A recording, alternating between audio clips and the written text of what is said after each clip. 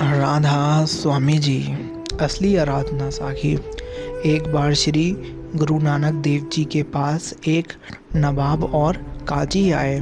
उन्होंने आकर गुरु जी से कहा, आप कहते हैं कि ना कोई हिंदू है ना कोई मुसलमान है, सब कुदरत के बंदे हैं। अगर आप यही मानते हैं कि ईश्वर एक है तो आज आप हमारे साथ नमाज पढ़ने चलिए। गुरुजी ने कहा, ठीक है, मैं आपके साथ चल सकता हूँ। नमाज का समय हुआ तो सभी लोग नमाज पढ़ने लगे। नमाज ख़त्म होने पर और नवाब गुरुजी के पास आए और कहने लगे, हम आपसे बहुत नाराज़ हैं क्योंकि हम जानते हैं कि आपने हमारे साथ नमाज नहीं पढ़ी। गुरुजी उनकी बात को धीरज से सुन रहे और फिर उन्होंने कहा, काजी साहब, मैं नमाज किसके साथ पढ़ता, आप तो यहाँ थे ही नहीं। काजी गुस्से में बोला, क्या बात कर रहे हैं, मैं यहीं आपके सामने नमाज पढ़ रहा था। गुरुजी ने उत्तर दिया, यहाँ तो सिर्फ आपका शरीर था पर आपका मन तो अपने घर में था, फिर भला मैं आपके साथ नमाज कैसे पढ़ता। काजी ने कहा, चलिए ठीक है, मैं मानता हूँ कि मेरा ध्यान यहाँ नहीं है बल्कि अपने घर में था, पर नवाब साहब तो यहाँ थे, आप उनके साथ नमाज पढ़ लेते। गुरुजी ने कहा, नवाब साहब भी यहाँ नहीं थे, वो तो हिंदुओं के भी बाहर जाकर कबूल के घोड़े खरीद रहे थे। मेरा मतलब है कि नमाज के समय उनका ध्यान कबूल के घोड़ों में था। काजी और नवाब अपनी बात पर शर्मिंदा हुए। तब गुरुजी ने उनको समझाया कि केवल शरीर से पूजा या नमाज पढ़ने से ही सही रूप से आराधना नहीं होती है। असली आराधना तो तब होती है जब पूरे मन से एकाग्र होकर ईश्वर की आराधना करें। चाहे किसी के आगे करें, पर पहले अपने मन को प्रभु के चरणों से जोड़ना चाहिए। एक हृदय स्पर्शी घटना। सुबह सूर्योदय हुआ ही था कि एक वयोवृद्ध डॉक्टर के दरवाजे पर आकर घंटी बजाने लगा। सुबह सुबह कौन आ गया, कहते हुए डॉक्टर की पत्नी ने दरवाज़ा खोला। वृद्ध को देखते ही डॉक्टर की पत्नी ने कहा, दादाजी, आज इतनी सुबह क्या परेशानी हो गई है आपको। वृद्ध ने कहा, मेरे अंगूठे के टाके कटवाने आया हूँ। डॉक्टर साहब के पास मुझे 8:30 बजे दूसरी जगह पहुँचना होता है, इसलिए जल्दी आया हूँ। Sorry doctor. डॉक्टर के पड़ोस वाले मोहल्ले में ही वृद्ध का निवास था।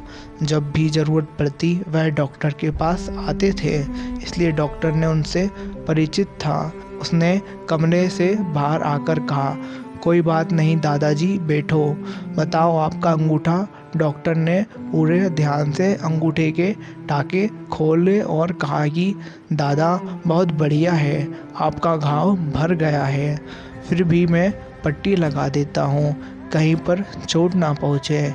डॉक्टर तो बहुत होते हैं, परंतु यह डॉक्टर बहुत हमदर्दी रखने वाले और दयालु थे। डॉक्टर ने पट्टी लगाकर पूछा, दादा, आपको कहाँ पहुँचना है। 8:30 बजे। आपको देर हो गई हो तो मैं चलकर आपको छोड़ देता हूँ। वृद्ध ने कहा कि नहीं डॉक्टर साहब, अभी मैं तो घर जाऊँगा, नाश्ता तैयार करूँगा, फिर निकलूँगा और बराबर 9 बजे पहुँच जाऊँगा। उन्होंने डॉक्टर का आभार माना और जाने के लिए खड़े हुए। बिल लेकर के उपचार करने वाले तो बहुत हैं डॉक्टर होते हैं, परंतु दिल से उपचार करने वाले कम होते हैं। दादा खड़े हुए, तभी डॉक्टर की पत्नी ने आकर कहा कि दादा, नाश्ता यहीं कर लो। वृद्ध ने कहा कि ना बेन, मैं तो यहाँ नाश्ता कर लेता हूँ, परंतु उसको नाश्ता कौन कराएगा। डॉक्टर ने पूछा, किसको नाश्ता कराना है। तो वृद्ध ने कहा कि मेरी पत्नी को, तो वह कहाँ रहती है और 9 बजे आपको उसके यहाँ पहुँचना है। वृद्ध ने कहा, डॉक्टर साहब, वह तो मेरे बिना ही रहती ही नहीं थी, परंतु अब अस्वस्थ है तो नर्सिंग होम में है। डॉक्टर ने पूछा, क्यों, उनके क्या तकलीफ़ है। वृद्ध ने कहा, मेरी पत्नी को अल्जाइमर हो गया है, उसकी याददाश्त चली गई है। पिछले 5 साल से वह मेरे को पहचानती नहीं है। मैं नर्सिंग होम में जाता हूँ और उसको नाश्ता खिलाता हूँ। वो फटी आँख से, शून्य नेत्रों से मुझे देखती है। मैं उसके लिए अनजान हो गया हूँ। ऐसा कहते कहते वृद्ध की आंखों से आंसू आ गए। डॉक्टर और उसकी पत्नी की आंखों में भी गीली हो गई। याद रखें, प्रेम निस्वार्थ होता है। प्रेम सबके पास होता है, परंतु एक पक्षीय प्रेम यह दुर्लभ है पर होता है। कबीर ने लिखा है, प्रेम ना बड़ी उपजे, प्रेम ना हाट बिकाए, बाजार में नहीं मिलता यह। डॉक्टर और उसकी पत्नी ने कहा, दादा 5 साल से आप रोज नर्सिंग होम में उनको नाश्ता कराने जाते हो। आप इतने आप थकते नहीं हो, उबते नहीं हो। उन्होंने कहा कि मैं 3 बार जाता हूँ।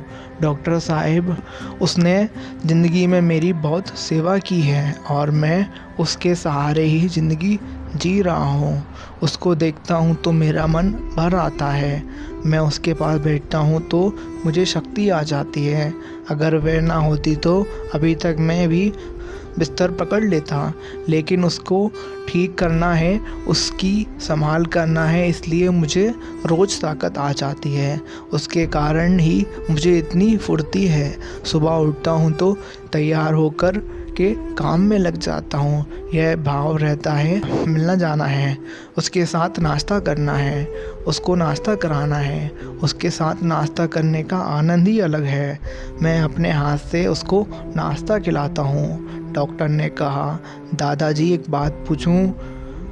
पूछो ना डॉक्टर साहब। डॉक्टर ने कहा, दादाजी वह तो आपको पहचानती नहीं है, ना तो आपको सामने बोलती है, ना ही हंसती है, तो भी तुम मिलने जाते हो।